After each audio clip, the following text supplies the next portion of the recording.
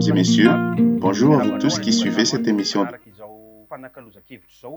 Nos invités de ce jour, en premier lieu, bonjour à vous, Madame Anzarmana Tsara, directeur général de la décentralisation au sein du ministère de l'Intérieur et de la décentralisation. Bonjour à vous et bonjour à tous les spectateurs de cette émission. Notre deuxième invité, que vous connaissez très bien, Dr Mantaruto Avuni, directeur de la promotion de la santé au sein du ministère de la Santé publique. Merci. Bonjour à vous et bonjour aux téléspectateurs. Bonjour aussi aux collègues qui sont ici et qui participaient au débat de ce jour. Notre troisième invité, une personne forte d'expérience au niveau local, Monsieur Jean-Christian Andrianev Prakutpe, maire de la commune d'Alakamisfenorive. Bonjour à vous et bonjour à tous nos téléspectateurs. Et notre dernier invité, une personnalité bien connue, un grand artiste et surtout un sociologue, M. Honoré Bécoute, que nous connaissons à son nom d'artiste, Bécoute, dans le groupe Maaléo. Il est membre de l'équipe des volontaires dans la lutte contre le Covid-19 dans la région Vaknakart. Bonjour à tous, bonjour à vous et bonjour aux téléspectateurs. Cette émission Tête Panourne est une émission conçue et réalisée par la GZ Prodécide, sous tutelle du ministère de l'Intérieur et de la décentralisation. Notre émission de ce jour va ainsi se diviser en trois parties bien distinctes. Dans la première partie, nous allons débattre sur la responsabilité de chacun ou ce que l'on attend de chacun face à cette lutte contre le coronavirus ou le Covid-19. Dans la deuxième partie, nous allons voir de près la capacité des acteurs à se mobiliser ou à se regrouper pour faire face à cette pandémie. Et dans la dernière partie, nous allons échanger davantage sur l'application des principes de la décentralisation, puisque c'est la principale raison d'une telle émission. Mais chacune de ces parties va être précédée de quelques réactions de nos chers concitoyens ou compatriotes, que ce soit sur les terrains ou dans les différentes localités, mais qui mènent également une lutte contre cette pandémie. On vous invite d'abord à suivre les quelques réactions de nos concitoyens qui ont donné leur point de vue quant à cette lutte. En fait, c'est une urgence sanitaire. Dans ce cas, les communes ne doivent pas attendre l'État central, car ce dernier a beaucoup d'autres obligations sur tous les territoires. Mais en tant que maire, je devrais contrôler les abus. Les communes ont des obligations vis-à-vis de leurs citoyens. Oui, l'État a fait des efforts. Mais chacun a aussi respecté les règles barrières, comme le port du masque et le lavage des mains. Les aides sociales sont très complexes, car elles ne seront jamais suffisantes. Et il y a une communication à mettre en place pour clarifier qui devrait en bénéficier. Une multitude de communes ont reçu, dont nous faisons partie. Mais il y a toujours des gens qui se plaignent. Le problème reste toujours la liste. Ce serait mieux si le confinement s'achève. Le plus important, c'est que chacun prenne sa responsabilité. Je pense qu'il est mieux de déconfiner car la population souffre de la conséquence de ce confinement. Il y a un risque de déconfinement sauvage qui va entraîner un oubli que le virus reste présent. Il est important d'éduquer les gens à vivre avec les gestes barrières. À mon avis, le plus important, c'est que chacun prenne sa responsabilité en respectant les règles barrières. Même si les heures de travail ne sont plus restreintes, il faut toujours respecter les gestes barrières. Quelques interviews nous ont permis de connaître les avis de nos compatriotes quant à la responsabilité de chacun et de celle de l'État. Alors je m'adresse à vous, Dr Mantaruto Avuni. Quelles devraient être les responsabilités ou les rôles de chacun dans cette lutte contre cette pandémie? Si chacun applique bien les gestes barrières, cela va montrer l'efficacité des mesures sanitaires. Mais même si nous sommes dans la phase de déconfinement, il ne faut pas oublier que les gestes barrières sont toujours en vigueur. Ces mesures sont notamment le port de masques, le lavage fréquent des mains avec de l'eau et du savon, la distanciation sociale, comme nous pouvons le voir ici, des mesures qui doivent être appliquées et que nous attendons de tous. Pour cette pandémie, la sensibilisation a été la plus forte jamais entamée auparavant dans l'histoire du pays. Mais le souci est que cela n'a pas donné l'effet attendu. On dirait que la population ne montre d'intérêt que à la situation socio-économique et oublie que même les médecins ont eu leurs attentes également dans ce déconfinement. D'ailleurs, Monsieur le maire connaît bien le souci de la population. Par exemple, ceux qui doivent régulièrement aller chez un médecin pour leur traitement habituel ont maintenant peur de s'y rendre. Ne parle même pas de ceux qui vont se faire vacciner. Tout ceci ayant pour conséquence directe une chute de la fréquentation des centres de santé. Alors, qu'est-ce qu'on attend de chacun? C'est la confiance entre sensibilisateurs et population. C'est pour votre bien que l'on fait toute cette sensibilisation et que l'on vous rappelle à chaque fois de respecter les gestes barrières, car si on ne respecte pas ces gestes barrières-là, tout ne peut pas rentrer dans l'ordre.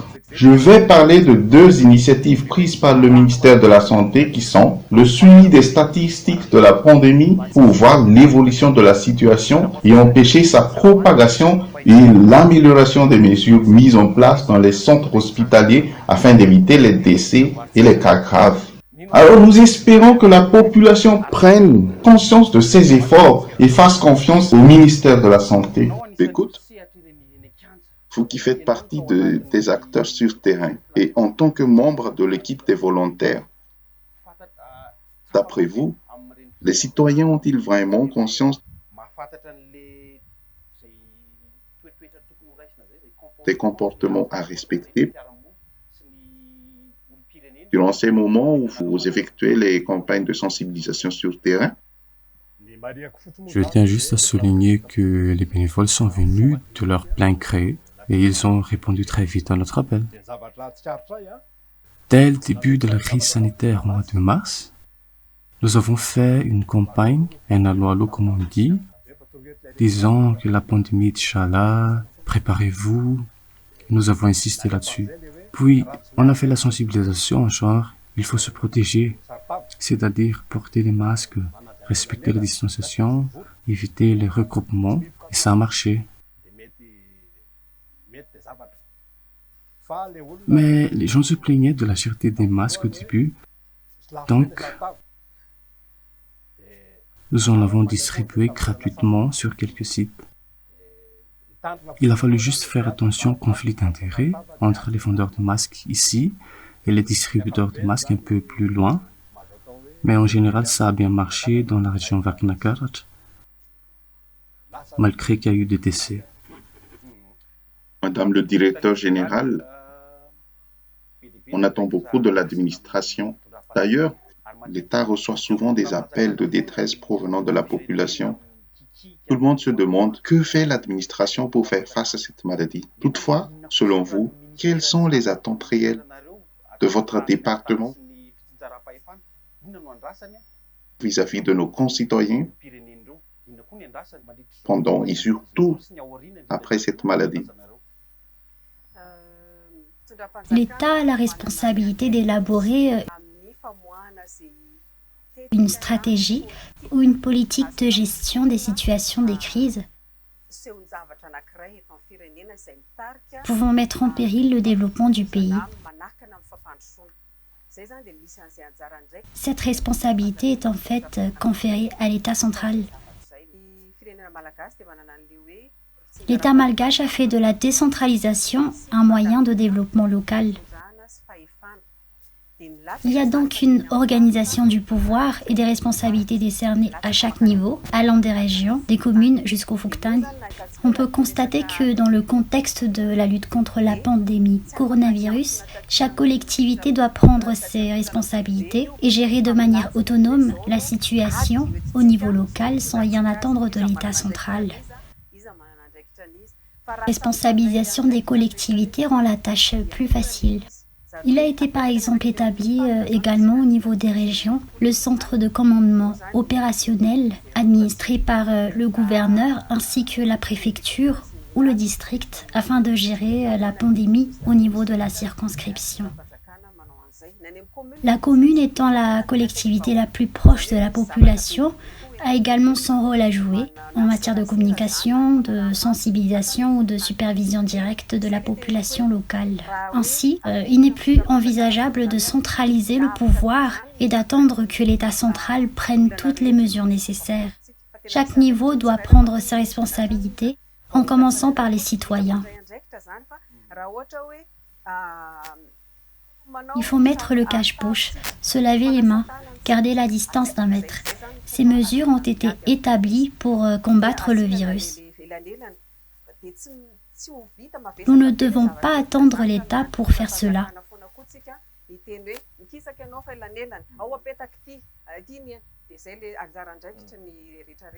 Il est alors important que chacun à son niveau soit responsable.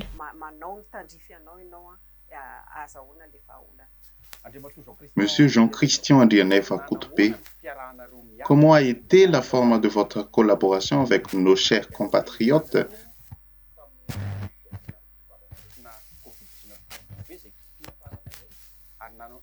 Avez-vous été confronté à des difficultés dans cette lutte que vous avez menée au niveau local? La commune d'Alakamis Fenarive a été parmi les communes touchées par la pandémie Covid-19 à la moitié du mois de mai. Une 50aine de personnes ont été affectées.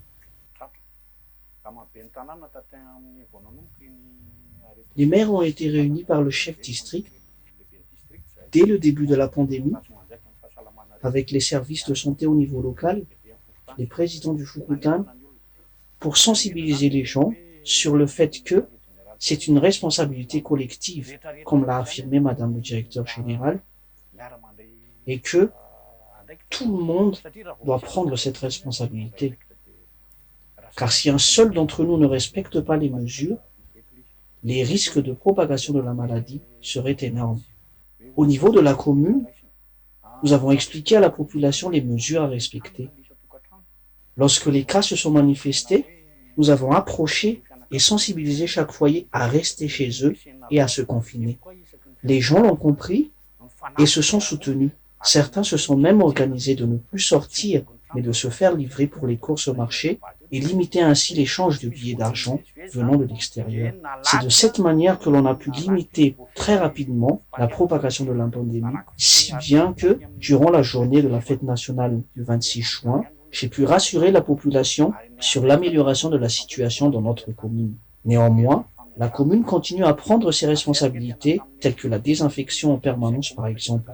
D'ailleurs, au moment où les bus ont repris, nous avons pris l'initiative de demander l'autorisation à la CCO de faire cette désinfection nous-mêmes, et cela a été très apprécié. Ce sont donc les initiatives que nous avons prises et faites au niveau de notre commune. Par contre, nous devons tous continuer à être vigilants, car j'ai remarqué une certaine lâcher-prise de la rigueur pour la mise en œuvre de ces mesures dernièrement. Nous devons continuer à nous soutenir. Le ministère de la Santé, le ministère de la Décentralisation et autres institutions doivent faire comprendre aux gens que certes, nous avons maîtrisé la propagation de la maladie, mais que la maladie est toujours là et donc sa transmission reste un risque. Voilà pourquoi nous devons éduquer les gens à comment vivre ensemble avec ce virus.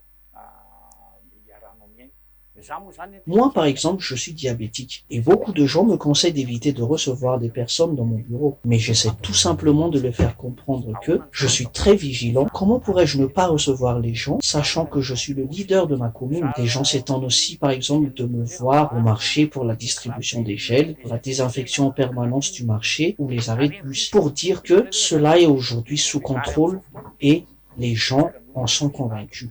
Écoute, vous, en tant que leader des volontaires sur terrain, nous qui sortons actuellement du confinement, avez-vous constaté un certain relâchement des gestes barrières et certaines des mesures sanitaires? Oui, certainement, j'ai remarqué ça. Néanmoins, c'était pas très visible. Mais bon, j'ignore ce qui se passe ailleurs. En fait, ce que j'ai vu quand nous avons commencé ce bénévolat, ce que nous avons remarqué le plus à Madagascar, c'est la peur. Les gens avaient peur. Deuxièmement, l'insuffisance de connaissances. Certes, il y avait déjà les gestes barrières et ce qu'il faut faire, mais ce n'était pas vraiment appliqué. Troisièmement, l'insuffisance d'organisation. Donc, ce que nous avons fait en premier, c'est de vaincre la peur.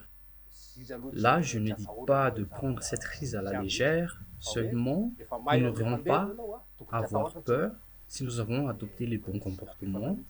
Et un médecin de la CCO nous a formés sur les mesures à prendre et nous les avons appliquées. Il y avait quand même un petit relâchement avec l'atténuation de la peur. Docteur Mant, pour éviter ce qui pourrait être une deuxième vague, qu'est-ce que les citoyens doivent faire? Si nous suivons les actualités, nous saurions que la France est en ce moment en mauvaise posture car elle ne s'attendait pas du tout à une deuxième vague.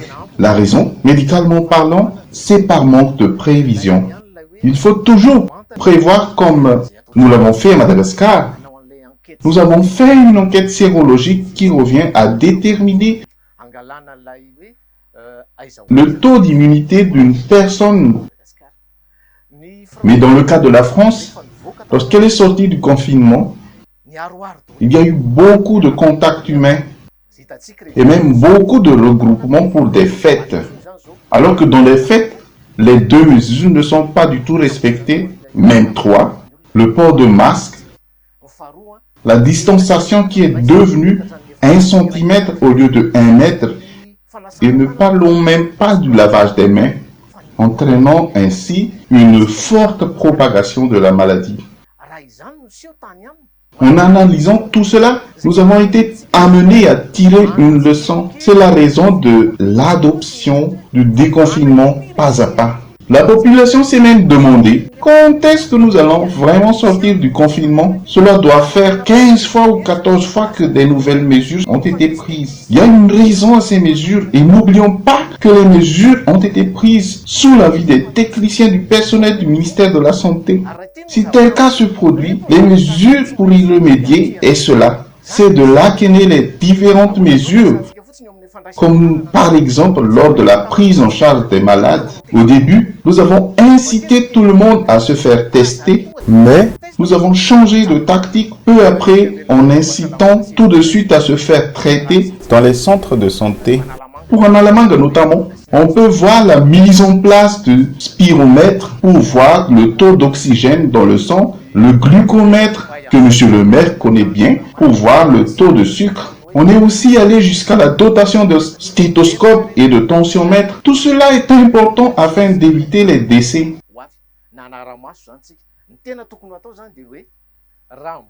Lorsque nous allons du déconfinement, les mesures seront toujours à respecter. Pécher contre un seul commandement devient coupable de tous. S'il est nécessaire de se fréquenter, au moins portons un masque et lavons-nous les mains fréquemment. Et les téléspectateurs connaissent la suite de l'histoire. Ce que l'on attend principalement de la population, c'est le respect des mesures sanitaires. Nous allons maintenant entrer dans la deuxième partie de cette émission. On vous invite toujours à suivre ces quelques réactions de nos concitoyens. Le ZAP dans la commune de Tanzumbat continue à appliquer les mesures préconisées. Entre autres, la division de groupe des étudiants.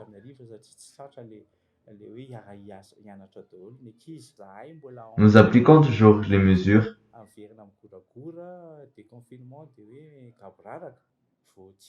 Il n'y a même pas une semaine, nous avons sanctionné les personnes ne portant pas de cache-bouche. Au départ, les CSP ne reçoivent pas les personnes atteintes de Covid, mais le personnel et médecins ont toujours travaillé avec la commune pour identifier les personnes atteintes ou soupçonnées de l'être et nous avons contrôlé le respect des mesures imposées à ces personnes. Effectivement, c'est un peu plus tard qu'on a su que les CSP prenaient en charge les personnes atteintes du Covid. Cela n'est pas grave. Les gens autour des CSP, eux, ont peur de la circulation de la maladie. La crise sanitaire a engendré une crise sociale à cause de la perte d'emploi. On ne peut pas reprocher les entreprises. Pourtant, il y a quand même eu des entreprises qui font des abus de pouvoir. Plusieurs citoyens n'ont plus de quoi manger.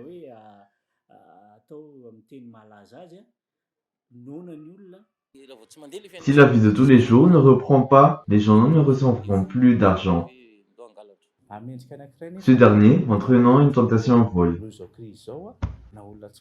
À cause de la crise, même les honnêtes citoyens sont tentés de cambrioler.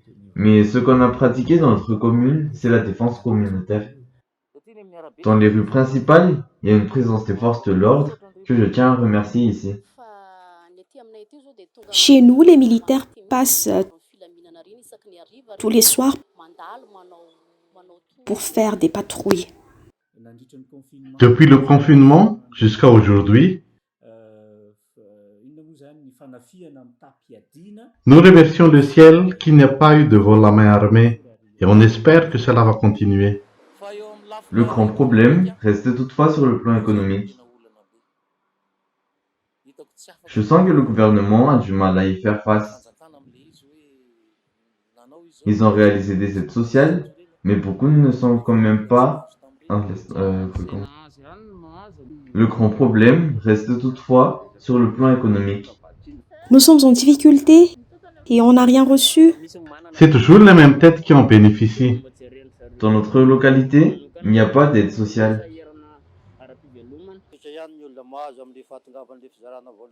Ce sont toujours les mêmes personnes qui en reçoivent. Ils devraient plus cibler les personnes vulnérables. Les agents recenseurs ne sont pas venus chez nous jusqu'à maintenant. Et nous sommes vraiment en difficulté. Ce que je voudrais dire à nos dirigeants est de prendre des mesures opérationnelles à toute décision avec des explications claires.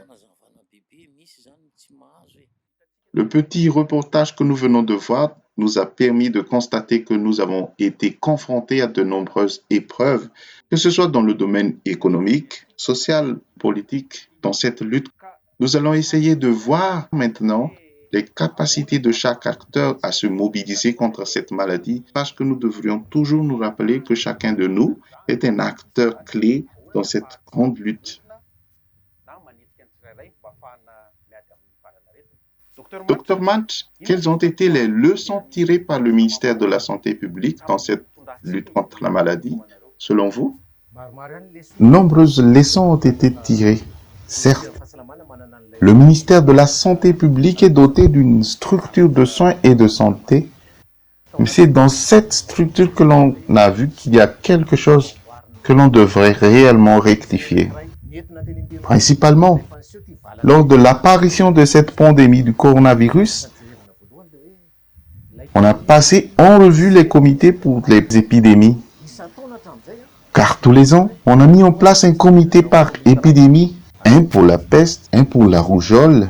Mais avec l'arrivée de ce Covid-19, on s'est dit que cela risque de prendre du temps. Alors, on va mettre un seul comité. Celui-ci va prendre en charge toutes les épidémies qui vont faire leur apparition. Cela peut déjà être considéré comme une leçon. En deuxième lieu, nous l'avons tous déjà probablement constaté qu'il y a des gens qui sont très loin des centres de santé. Il existe des communes qui ne sont pas encore en mesure de fournir un centre de santé qui satisfait leurs citoyens. Et c'est également dans ce moment difficile que l'on a constaté le besoin de mettre de côté des moyens pour la réhabilitation ou la construction de toutes ces infrastructures de santé. D'ailleurs, nous pouvons déjà constater ces CSP1, CSP2 qui vont être bâtis dans ces endroits isolés. Et surtout, on parle d'amélioration des hôpitaux déjà existants. Parfois, les gens ont tendance à dire que la plupart des médecins sont trop méchants. Or, on oublie souvent que ces personnels de santé portent un lourd fardeau et on n'a qu'une vie. Tout le monde doit se protéger. Mais le manque d'effectifs des personnels soignants à Madagascar constitue encore une grande leçon pour nous. Moi ici, je me porte réellement volontaire pour faire passer l'appel à l'aide des personnels de la santé dans ce manque d'effectifs. Mais là, les médecins s'efforcent actuellement à pratiquer l'humanisation des soins. Mais cela reste guère impossible si l'on doit toujours s'occuper de tout comme maintenant. La grande leçon à tirer, c'est d'appuyer le ministère jusqu'à la concrétisation de son budget. À chaque initiative, l'on se demande toujours qui pourra nous aider financièrement pour ceci. Mais le mieux, c'est de disposer au préalable d'un moyen suffisant. C'est une grande leçon à tirer. Écoute, comment avez-vous constaté la capacité des acteurs au niveau local à se mobiliser pour lutter efficacement contre cette pandémie dans la région de Vaknakar?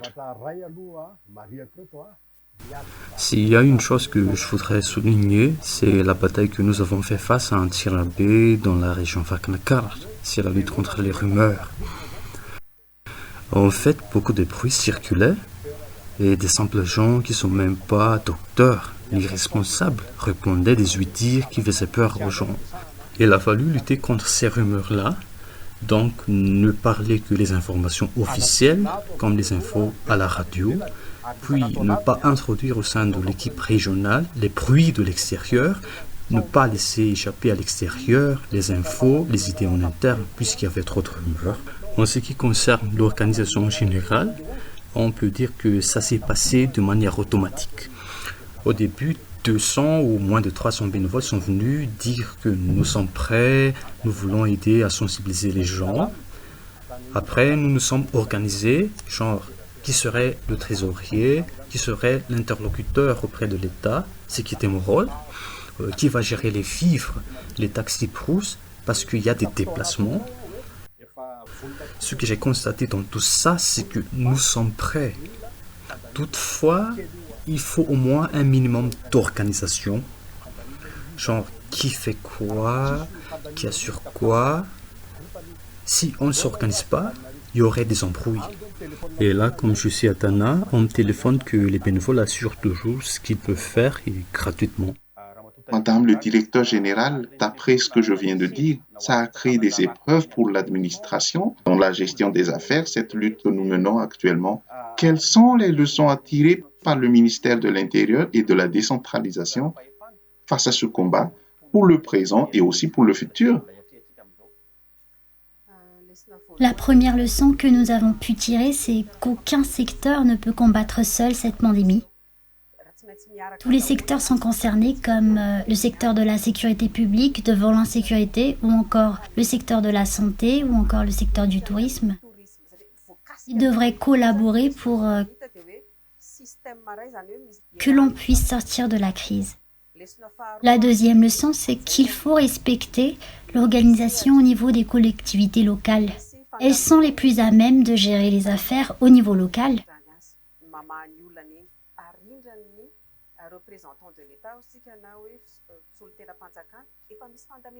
On devrait alors leur accorder la confiance à travers le pouvoir qu'on leur a transféré et leur donner également les moyens nécessaires. La coordination au niveau des collectivités est plus facile et plus efficace si l'État n'interfère plus dans les affaires des collectivités. C'est ce qu'on appelle principe de subsidiarité. La responsabilité doit être prise par le plus petit niveau d'autorité compétent pour résoudre les problèmes. La dernière leçon, c'est que nous ne devrions pas toujours attendre les bailleurs, car nous pouvons faire des choses de notre propre initiative.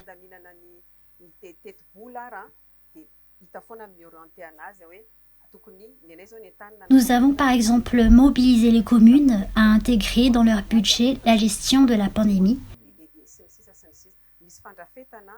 Il y a donc une organisation bien établie. Ceci est en fait un exemple d'exercice pour nous préparer à gérer les situations de crise à venir. Monsieur le maire, on a souvent enregistré une grande faille dans la gestion des aides sociales. On en parle souvent dans les médias. Il y en a qui se plaignent sur le fait que l'on doit donner aux communes les capacités nécessaires pour cela. Comment voyez-vous les responsabilités à attribuer aux communes dans ce genre de situation?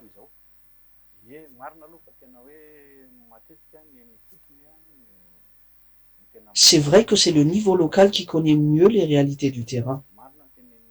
Madame le directeur de la décentralisation a tout à fait raison en rappelant que la commune a été dotée de l'autorité et des compétences pour faire bouger les choses. J'encourage d'ailleurs mes confrères et consoeurs maires dans toute l'île à sensibiliser les gens à s'engager. Au niveau de la commune d'Alakamis-Fénois-Rive, les gens ont demandé à la mise en place d'un comité. Nous l'avons fait, mais de manière officieuse. Et ce comité a été composé de médecins, de simples citoyens ou encore d'entrepreneurs. De cette manière, notre gestion a été plus efficace et plus durable. Ce n'est peut-être pas le cas dans des communes éloignées à des centaines de kilomètres où il se peut que les gens ne connaissent même pas ce qu'est le coronavirus en réalité. Là, il y a une nécessité, un besoin de le faire savoir, car si jamais ces communes sont frappées par la maladie, ce serait vraiment difficile à gérer. Donc, plus les gens sont informés, mieux ils sont préparés à faire face à la pandémie, car ils sont plus vigilants. Sur le plan économique, les aides sociaux, que ça soit le vaccin ou le tout ce qui a famé, moi je trouve que l'État a pris les bonnes initiatives. Personnellement, je le pense, et j'en ai même débattu avec des personnes qui voulaient manifester contre le gouvernement au niveau de notre commune. Mais surtout que les fonds alloués par l'État central pour la lutte contre la pandémie dépassent largement le budget annuel de la commune. Mais cela, certaines personnes ne l'ont pas compris et ne font que se plaindre. Nous, ce qu'on a fait pour appuyer cette initiative, c'est d'élaborer une liste de chaque foyer. D'ailleurs, il y a eu des gens qui ont déjà reçu ces aides sociaux, mais qui ne nous l'ont pas dit. Juste un mot, monsieur le maire. S'il y avait une structure que nous pouvons mobiliser pendant ou après la pandémie, pensez-vous que nous pourrons toujours nous en servir? C'est vrai que nous sommes encore dans la période d'urgence sanitaire, mais il existe beaucoup de structures au niveau local à travers lesquelles on peut mobiliser les gens. Et c'est d'ailleurs cette capacité à mobiliser les gens qui nous permet de faire participer les citoyens. Et pour moi, cette participation citoyenne, c'est une chose dont j'insiste depuis que je dirige ma commune. Je suis parmi ceux qui appliquent le budget participatif à travers lequel je sollicite les idées et les avis des différentes catégories de citoyens dans ma commune. Mais pour revenir à l'idée de Madame la DG et du ministère de la Santé, la commune d'Alakamis-Fénois-Rive ne dispose pas de centre de santé de base. Et cette initiative du ministère pour la mise en place de centres de santé correspond parfaitement à notre besoin. L'équipe communale va même d'ailleurs déménager dans un autre local, car même mon joli bureau va être mis à disposition du ministère et de la population. La raison est simple, nous ne savons pas quand sera édictée cette pandémie. Moi, je l'espère bientôt en tout cas. Quoi qu'il en soit, la commune a déjà planifié les différentes possibilités de valoriser le local selon le scénario d'évolution de la pandémie. Quand par exemple, au début, l'État a mobilisé des locales pour en faire des centres d'accueil d'urgence, mais maintenant, comme le nombre de malades a diminué, certains locales ont été rendus à leur usage habituel.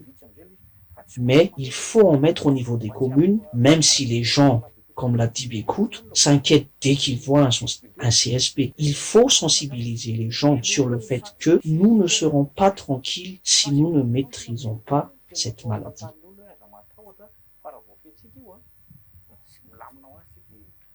L'implication de chacun, c'est également très important.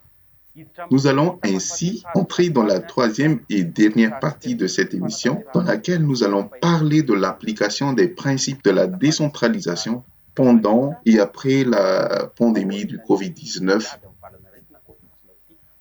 On vous invite alors à suivre les quelques réactions. Les citoyens devraient s'intégrer dans la société, car vous risquerez d'être oubliés dans de telles circonstances. Il faut s'inscrire dans les registres des Fuktan pour bénéficier de ces aides.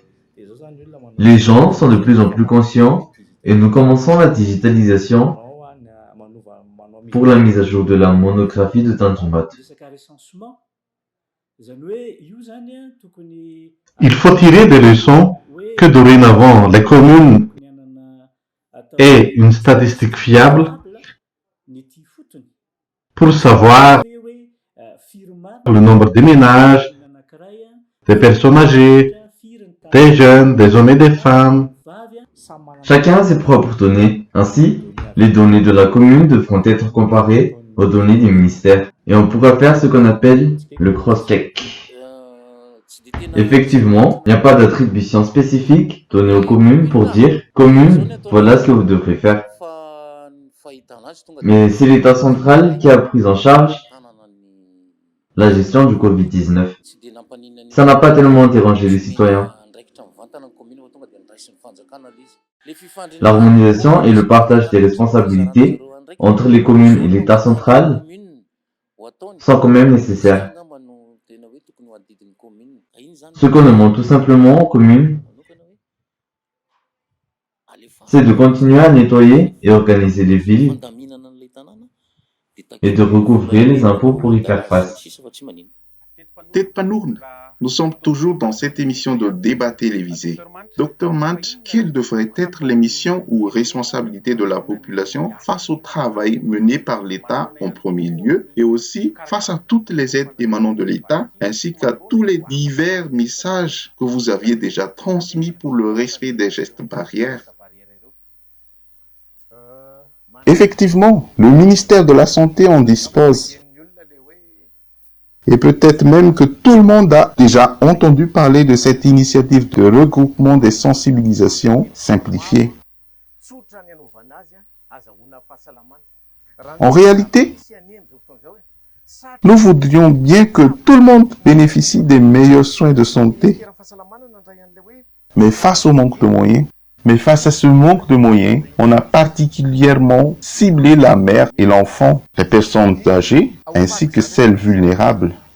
Derrière tout cela, tout le monde doit savoir qu'il existe beaucoup de maladies qui pourraient causer une épidémie, mais dont le traitement est gratuit, à l'exemple du paludisme, de la tuberculose, les maladies sexuellement transmissibles, etc.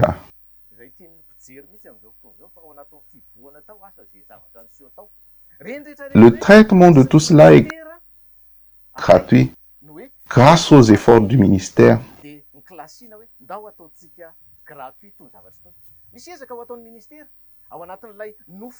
Et le ministère peut également rêver de fournir des soins de santé satisfaisants pour tout le monde.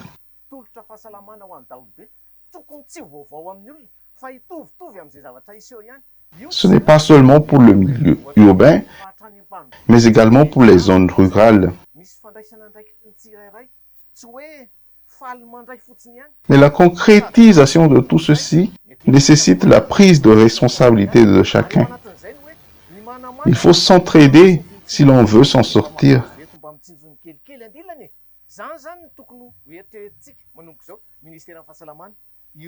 L'objectif du ministère est de n'écarter personne et que tout le monde pourra bénéficier des mêmes soins et traitements. Écoute, si et quand les principes de la décentralisation seront effectifs, les acteurs au niveau local ont cette capacité de se mobiliser, même s'ils ne sont pas encore mobilisés. Comment voyez-vous notre avancement? D'ailleurs, c'est dans l'exemple que vous aviez pris par rapport au volontariat. Où sommes-nous actuellement sur le point d'y adhérer? J'évoquerai 3 points. De un, le besoin d'instaurer la confiance entre nous, Malagasy. C'est ce que j'ai constaté lors de cette période de Covid. De deux, ça se voit que nous avons cette force très déterminante, cette énergie quand nous voulons faire quelque chose. Cependant, il faut connaître la structure et savoir bien travailler avec cette structure-là. Par exemple, nous travaillons avec les communes, les Fuktan, la préfecture, les bénévoles, et on voit qu'il y a des confiances mutuelles. Mais peut-être c'est au niveau de cette organisation, au niveau de cette structure que se trouve le point restant à éclaircir. Cette pandémie a permis à tant de choses de se précipiter et tant de choses se précipiteront encore. Espérons juste que ça se tourne vers le positif. Madame Anjara Manatsara, le volontariat a fait vraiment accélérer beaucoup de choses, selon notre ami Bekout. Mais la question est de savoir si cela va également accélérer notre basculement vers l'effectivité de la décentralisation. Est-ce que nous nous y orientons? Et selon vous, quels devraient être les rôles des élus et des citoyens? Combattre cette pandémie est un vrai défi. Mais c'est vrai que nous courons aussi un vrai marathon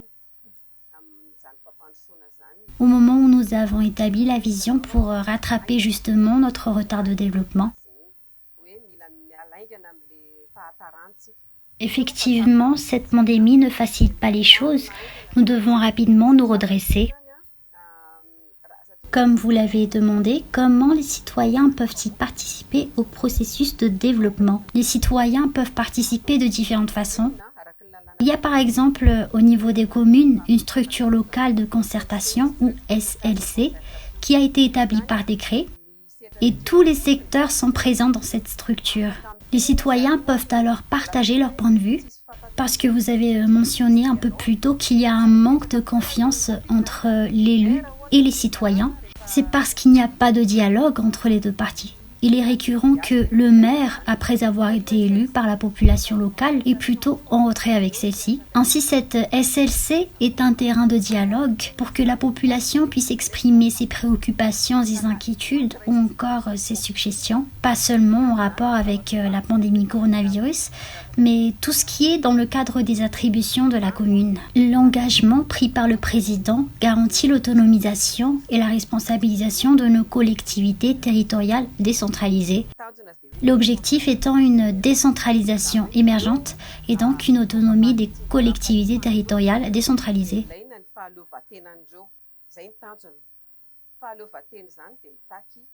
Et autonomie implique la prise de responsabilité, c'est la base même de la décentralisation. L'autonomie administrative et financière permet à la commune et donc au maire de faire participer tous les acteurs locaux concernés au développement local.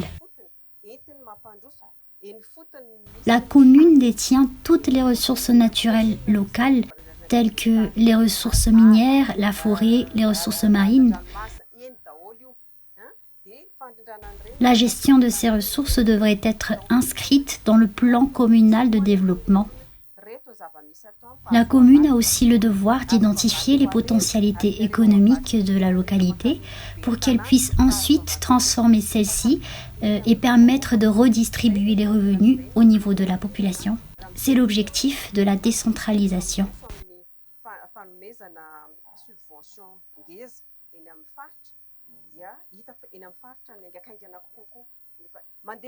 La décentralisation est en fait progressive allant des régions jusqu'aux communes. Tout compte fait, c'est faire participer tous ceux qui sont concernés. C'est la décentralisation. On transfère alors le pouvoir et les compétences de l'État central aux collectivités qui sont plus à même de gérer les affaires locales et qui sont représentées par des personnes élues. Le représentant élu a ensuite le devoir de faire participer tous les acteurs locaux concernés au processus de développement. En parallèle, la déconcentration, elle, consiste à implanter les départements ministériels au niveau des différentes circonscriptions administratives. Et donc, les services techniques déconcentrés devraient être présents à tous les niveaux. Ils devraient donc appuyer les communes pour fournir des services tels que l'eau et l'électricité, ou encore l'éducation ou la santé. Le maire n'est ni un robot, ni un extraterrestre pour arriver à savoir et à faire tout ça. Il devrait donc coopérer avec les autres entités pour la bonne mise en œuvre du plan communal de développement ou encore du plan régional de développement et ainsi pouvoir partager les responsabilités. Les élus ne peuvent pas assurer à eux seuls le développement de la localité. Ils doivent partager leur vision avec la population et cette dernière doit participer en prenant leurs responsabilités. Par exemple, en payant les impôts, assurer la propreté de leur localité sans toujours attendre la commune pour l'assainissement, et donc finalement alléger la tâche de la commune en prenant tout simplement ses responsabilités. Monsieur le maire, l'inexistence de la redevabilité des élus décourage parfois les citoyens à s'engager. Et en rapport avec ce que vient d'évoquer Madame le directeur général, que faire pour garantir l'existence de cette redevabilité?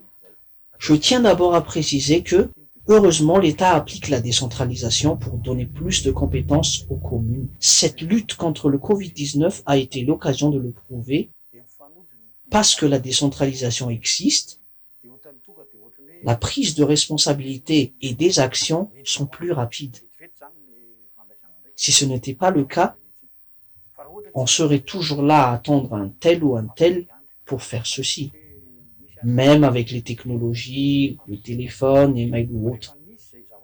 Mais comme la décentralisation existe, le maire et les présidents du Fouktan savent qu'ils ont des responsabilités et des devoirs à prendre face à la pandémie et dont la redevabilité envers le citoyen. Pour nous, à la Camis Fénois-Rive, l'équipe communale descend au moins 4 fois par an pour avoir les avis de la population. Comme je l'ai dit, depuis que je suis maire, j'applique le budget participatif et ce sont là les idées et les avis des citoyens. C'est vrai que chacun de nous a sa couleur politique, notamment pendant les propagandes électorales, mais moi, quand je suis maire, je suis le maire de tout le monde.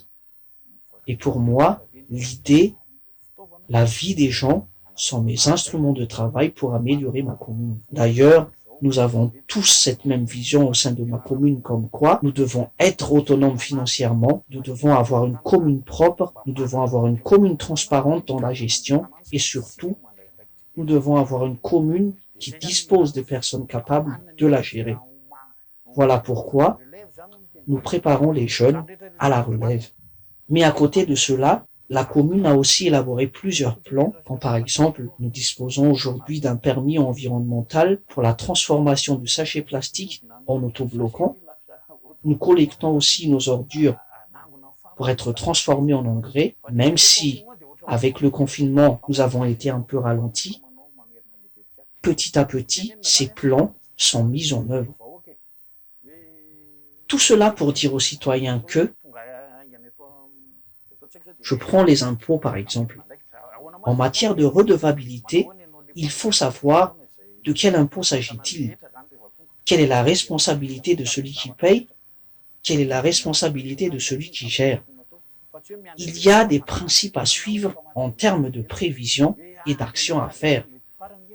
On ne doit pas toujours attendre l'État central ou les bailleurs de fonds pour le faire à notre place. Cela doit venir de nous. C'est la raison pour laquelle je sensibilise les gens à payer leurs impôts, que vous soyez coiffeur, forgeron ou dans toute autre activité, parce que quand vous payez vos impôts, la commune dispose de fonds à gérer. Nous arrivons déjà au terme de cette émission. On va accorder à chacun de vous 1 minute pour transmettre des messages ou de renforcer ce que vous venez d'évoquer. On va commencer par Madame le directeur général de la décentralisation au sein du ministère de l'Intérieur et de la décentralisation. Madame Anzara Manatsar, à vous la parole. Pour conclure, je dirais qu'il faut une prise de responsabilité et une entraide dans tous les domaines. Et pour que la population collabore, il faut que l'élu partage sa vision et qu'il y ait un dialogue entre les deux parties. Et enfin, partager les responsabilités à tous les acteurs locaux.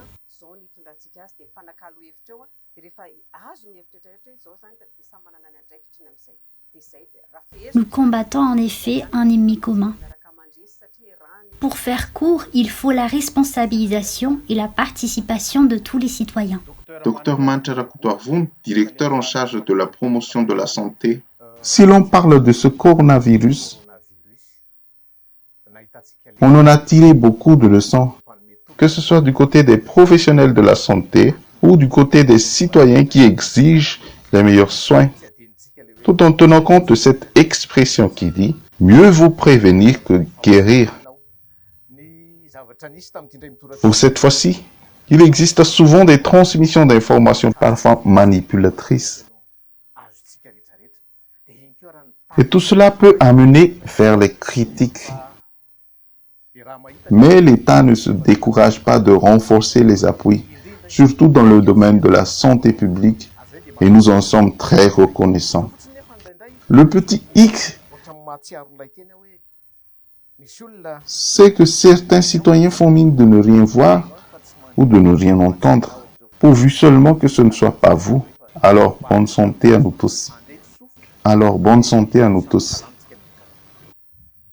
Monsieur Jean-Christian Ndianef Akoutpe, maire de la commune d'Alakamis-Fénorive, quel est votre message? Comme le dit le dicton, il faut tirer des leçons, même des plus mauvaises expériences. Le gouvernement et les citoyens ont chacun fait des efforts dans la lutte contre cette pandémie.